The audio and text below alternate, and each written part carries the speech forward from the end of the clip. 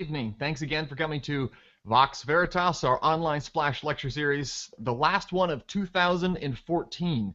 I hope you're having a good break. Once again, I'm David Carreon, a psychiatrist and neuroscience researcher at Stanford. Tonight's lecture is the Neuroscience of Happiness, Part 3. If you weren't here live, / aren't here live, all of our lectures are saved on YouTube, so you can go at your own pace. So as in the past, you are welcome to ask questions via YouTube chat, Twitter, or email. I'll try to answer as many as I can by the end of the lecture. If you're not watching live, any questions, comments, and constructive criticism, even destructive criticism, we appreciate all kinds of criticism around here, are all welcome. Chat rules are simple. Please watch your language, no spam. If you break the rules, you get a warning, and then you get banned. To get unbanned, please send me an email. All right.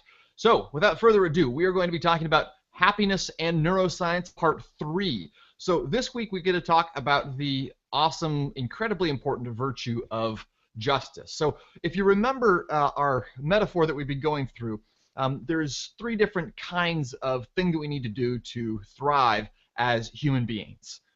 Number 1, we need to be shipshape.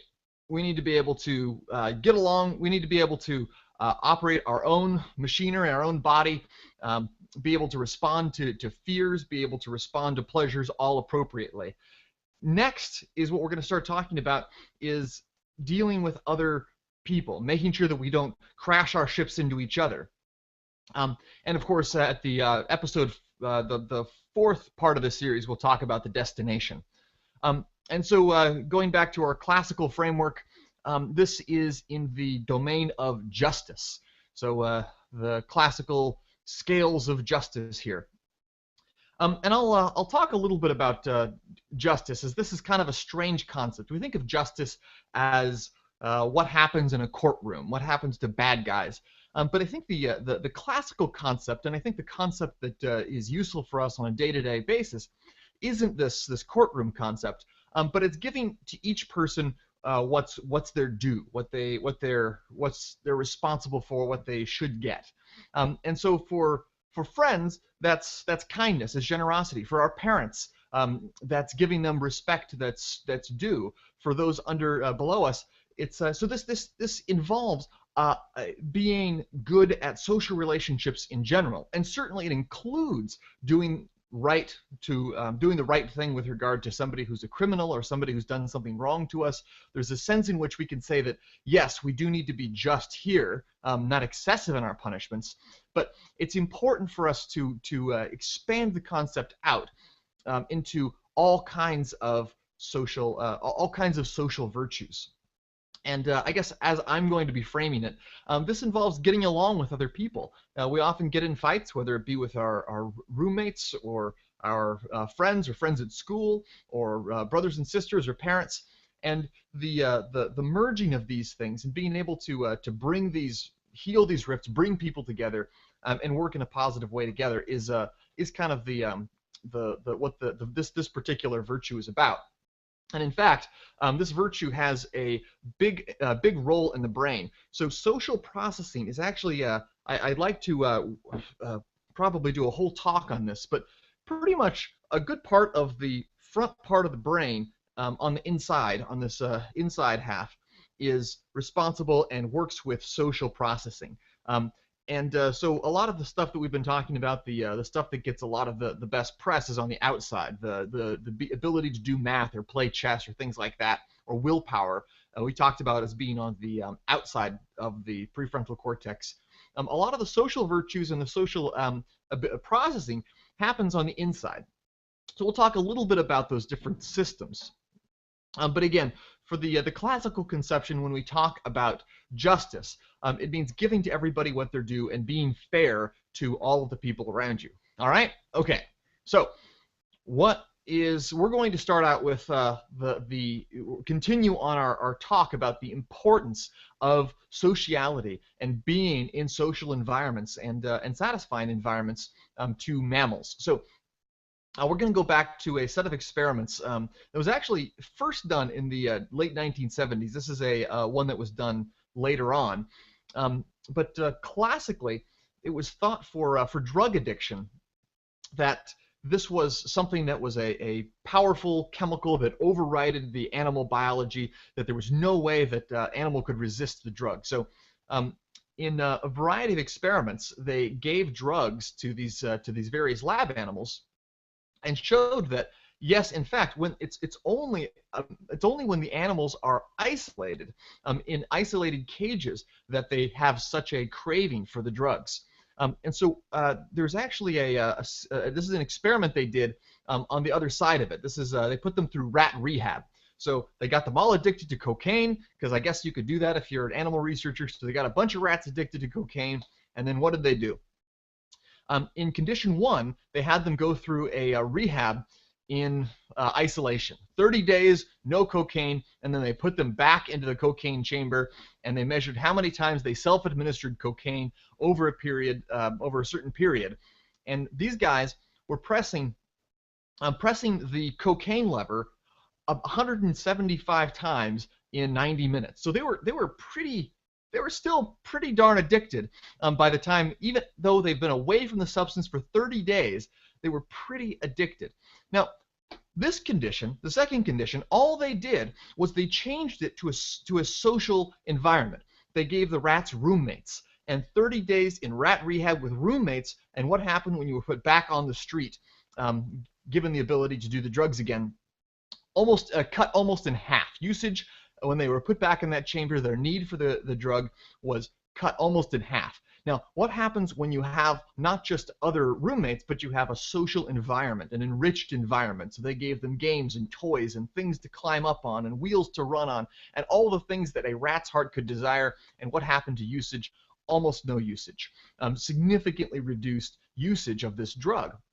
And this is interesting because we tend to think of these addictive drugs as being overwhelming our biology. But in fact, this brings up the important point that the social environment and even the social activity and the full functioning life of the organism, the mammal, is part of the biology. And so for us to have an understanding of how these things respond to these otherwise very powerful chemicals, we need to have a full understanding of their social environment. And so we talked about willpower, we talked about temperance in the last section, that being able to respond properly to these pleasurable stimuli. But here we see that in order to do that well, at least for mammals, you need to be able to do that in community. You need to be in community. And so a large part of this talk is going to be an argument for being in and staying in community. And this is something that for a lot of people tends to be pretty strong when you're crammed together in classrooms when you're younger, and then in college you still have some pretty good, you still have a lot of friendships, and but the numbers tends to go down. But by the time you get older, the number of friends tends to go down. So we'll talk a little bit about that later. But one of the things I want to point out, the last few slides of last week and today, is that mammals, in addition to their ability to enjoy physical pleasures of whether it be drugs or food or drink or sex, there's also a higher social pleasure that's in large part mediated by oxytocin. This is from some of the slides from last week. Now, there's a lot of theories about human beings and mammals and how we evolved and why do we have such big brains. And most of the theories involve the idea that the reason we have such big brains is because we've got to be, as one neuroscientist put it, MacGyver. We've got to MacGyver our way off the savannah. So we've got to figure out how to use tools, and we've got to abstract solutions to different problems. But a line of research has shown that it's actually not the case, that this is the primary thing that predicts how big our brain is compared to the rest of our body, or how big our prefrontal cortex is compared to or our neocortex compared to the rest of our brain. So there's a number of studies showing, and this is a study of hominid cranial capacity, and you see that we just sort of skyrocket up here, and you see that we've got these just gigantic heads. Now, of course, whales and I think killer whales have almost as many neurons as we do, but it's pretty close. But the thing that we really do have a lot more of is a lot more neocortex, a lot more prefrontal cortex to do these higher functions. But what higher functions specifically? And if you they did a study comparing a variety of different primates, and you look at the neocortex ratio, that is how much of the neocortex there is to older brain regions, and you see as you have higher and higher neocortex ratio, that is as you have more and more of this this expensive real estate that we have that humans have a lot of, you find that you get larger and larger group sizes. So they looked at all of the different animals, all of the different primates, monkeys and apes that had these things, and you could see as these things get bigger and bigger and bigger, it means that it predicts larger group size.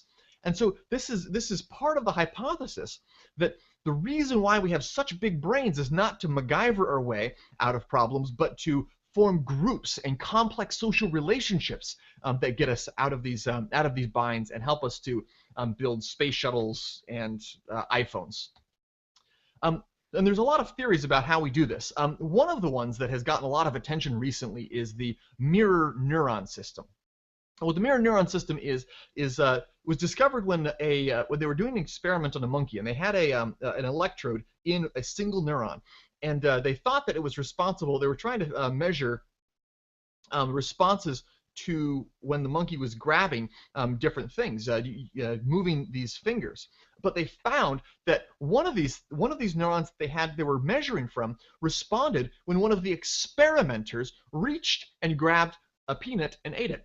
That when the monkey was watching another person move, that was when this one was firing. And so this has led to the theory that this ability to understand the movements of others, this whole system for understanding others' movements, is the basis of all of our social abilities. So there's a lot of people who hold this theory. Another is that the idea that the brain, the social part of the brain, is like a flight simulator.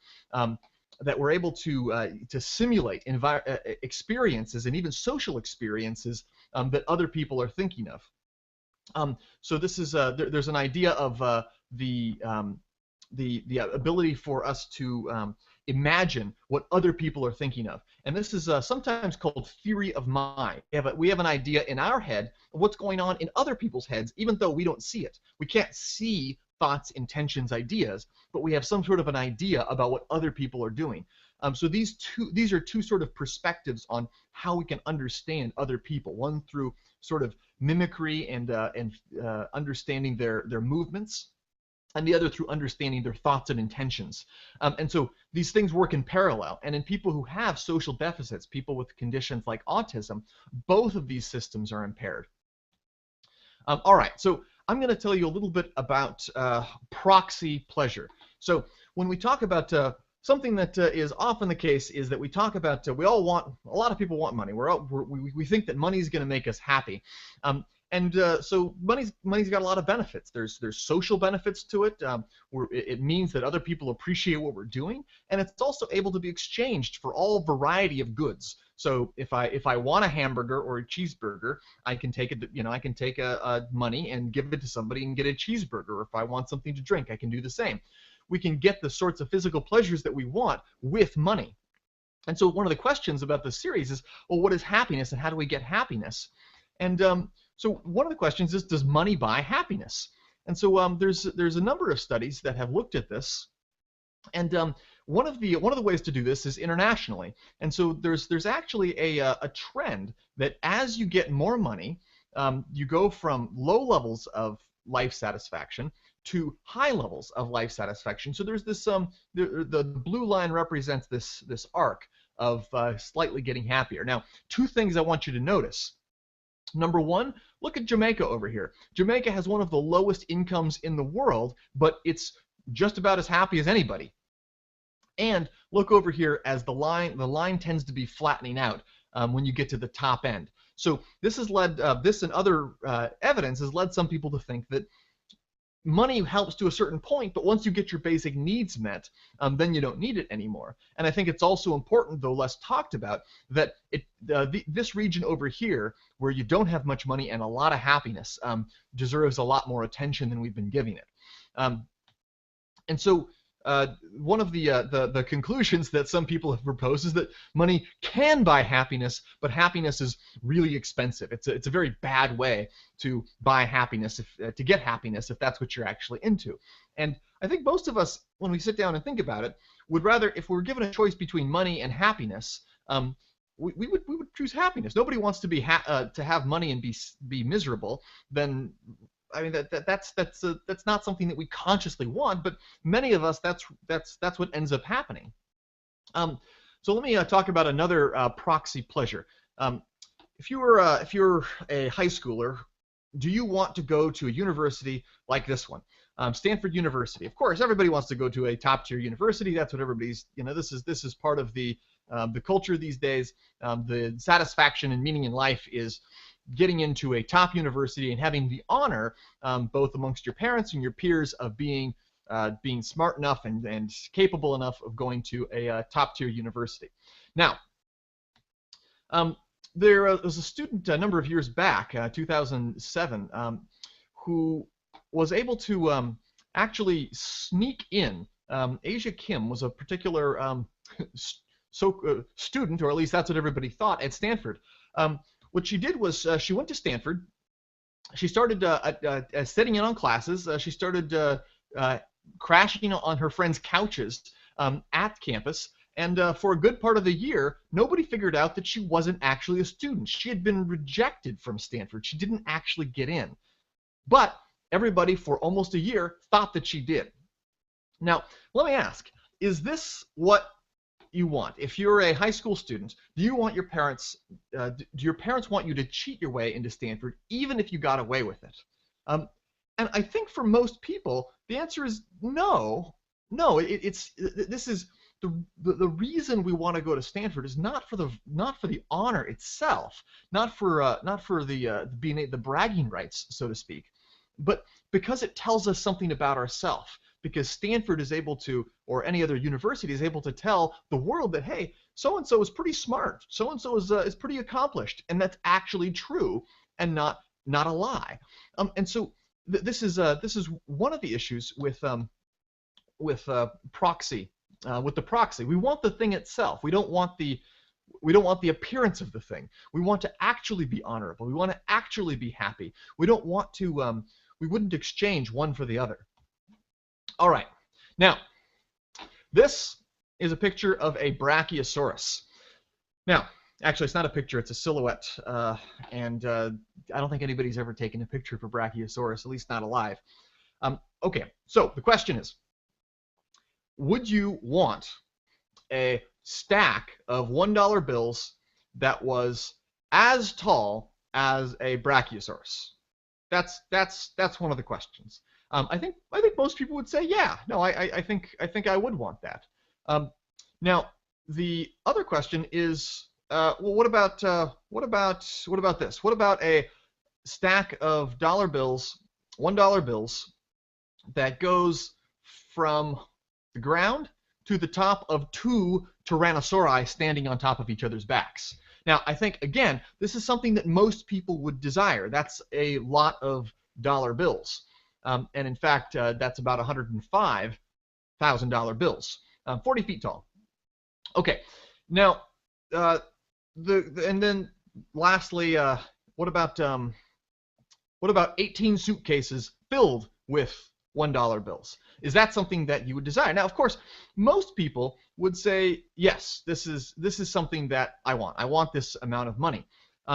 So how does one get this amount of money? Well, the answer, as we talked about before, there's the idea of money buying happiness, and you can get a little bit more happiness out of a lot more money.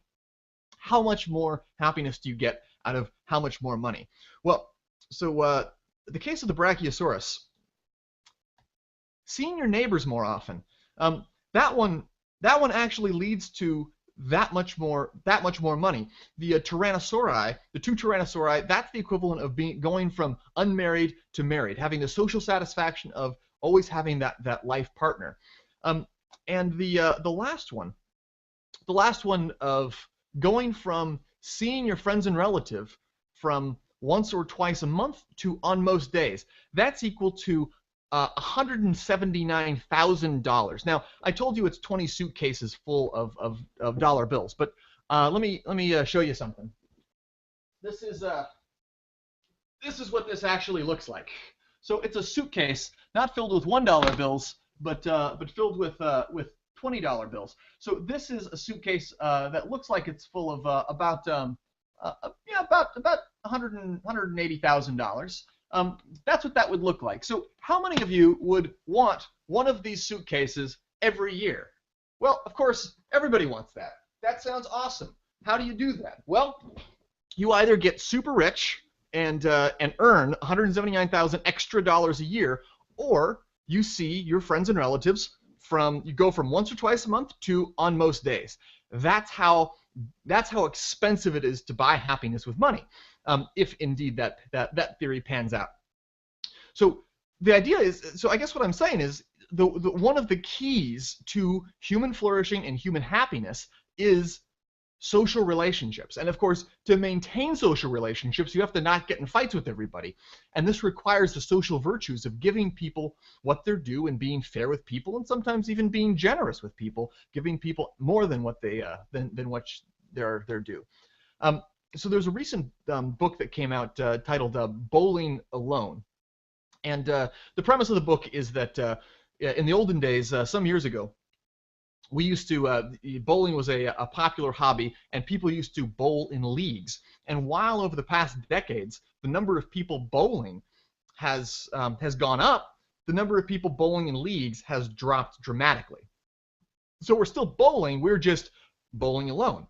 Now, one of the things he identified in the book is that from the period of 1985 to 2004, the average American went from having 3 confidants, 3 people he could go to when he had a problem, to 1.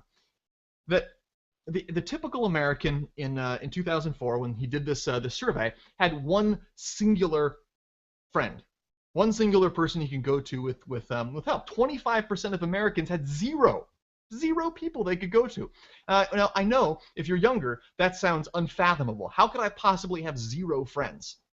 But this speaks to the importance of building friendships that last, building friendships that aren't just going to dissolve when accidents of the fact that you happen to live near each other or go to the same school fade away.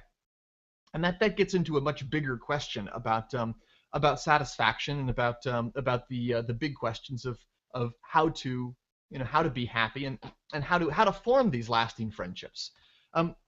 So another thing I want to talk about and say something about is the idea of gratitude. And the idea of gratitude has actually been one of the more well-studied aspects of the social relationship. That people actually gain a huge amount of happiness and joy by being grateful. Now, there's a lot of ways you could do this. It's eminently practicable. One of the things you could do is form a gratitude list. Just write down a bunch of things that you're grateful for every day. Just think of things that you're grateful for at the end of the day. Some people include this in a spiritual practice like meditation or prayer. But even just the humdrum practice of taking out a physical piece of paper and a physical pencil, or even a computer or your iPhone, whatever, putting down these things so that you think about them, you focus on them. And another thing that people found, and this, if you are so inclined, you could do even now, is expressing gratitude to other people. And so one thing that I'd encourage you to do, even right now as you're watching this video, at the end of it, is to pull out your phones, pull out your cell phones, and or your email, you're at a computer, and send a message to somebody that you haven't properly thanked. Maybe it's your mom, or maybe it's your dad, or maybe it's your brother or sister, or a friend, or an old teacher. Maybe it's somebody you haven't seen in years. But send a message expressing your gratitude. And almost all the time, they're going to not see it coming and ask, is anything wrong? Because we never do this. We never actually express our gratitude to other people. And so, but when you try it out, you'll see that it's oftentimes, almost all of the time, very satisfying and very helpful, even in building a closer relationship with other people. So these are a few low-hanging fruits for you to pluck in your pursuit of social happiness. So again, to review, we talked about the individual virtues. We just talked some about the social virtues. There's much more to be said than can be covered in the 15 or 20 minutes that I've got here. And next, we're going to be talking about the destination.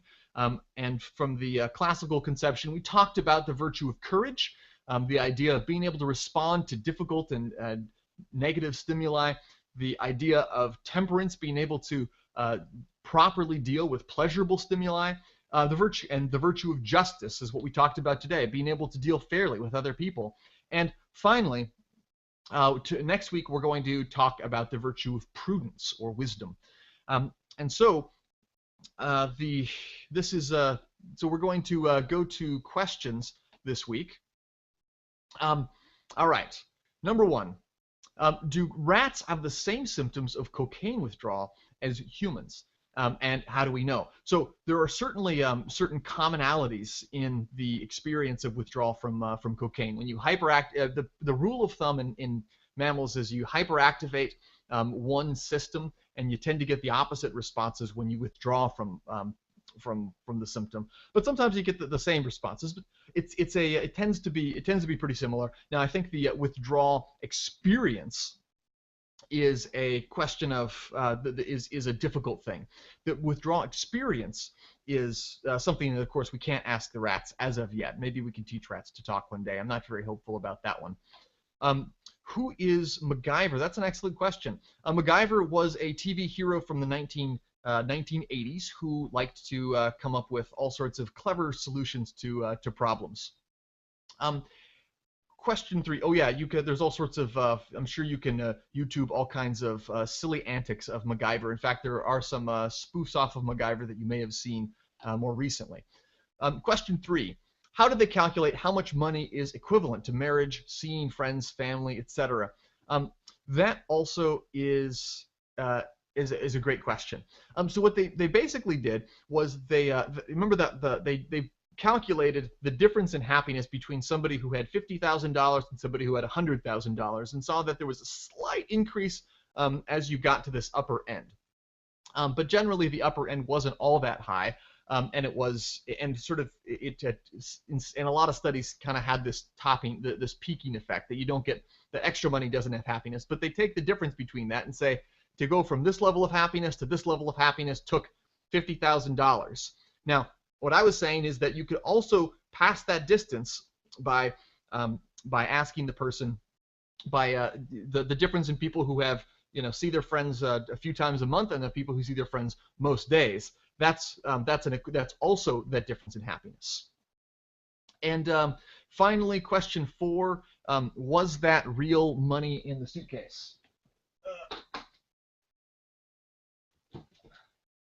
So the money in the suitcase I will hold up to more inspection in the camera here. Yeah, it's real money, all right. But no, I'm not that rich. It's actually, as you just revealed, I just gave it away. It's mostly $1 bills with 20s on top, which makes it look like a lot of money. But I gave away my surprise, and now it's not magical anymore. But that's how much it would look like. So thank you very much for tuning in for another episode of Vox Veritas. Again, please send me feedback. We are live every Sunday at 8:28 p.m.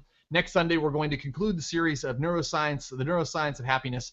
Please, if you're interested, tell your friends. And thanks again. Happy holidays, and have a happy new year.